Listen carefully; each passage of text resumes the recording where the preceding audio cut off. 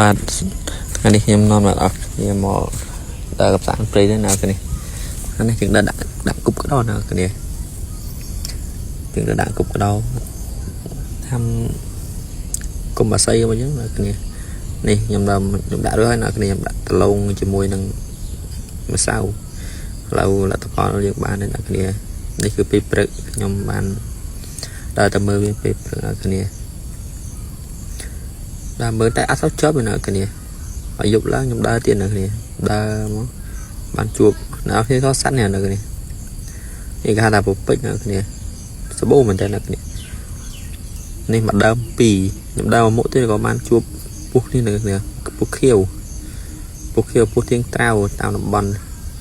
ហើយដើរមកទៀតជួបដែរណាគ្នាអើយសបោមែនតើសបោតែអត់ប្រយោជន៍ណាគ្នានេះហៅថាពុះក្រៃ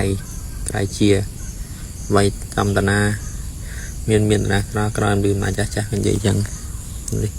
ដើមជួបតែចង្រៃនេះណាគ្នាខ្សែគោនឹងសបោមែនតើគឺថាកាច់ណាគ្នាថយទៅបានចាក់កាមេរ៉ាទៀតណាកាច់មែនតើ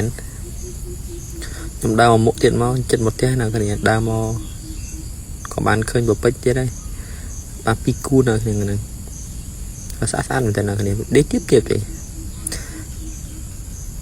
បាទនឹងចាំជួបគ្នានៅវីដេអូក្រោយណាគ្នា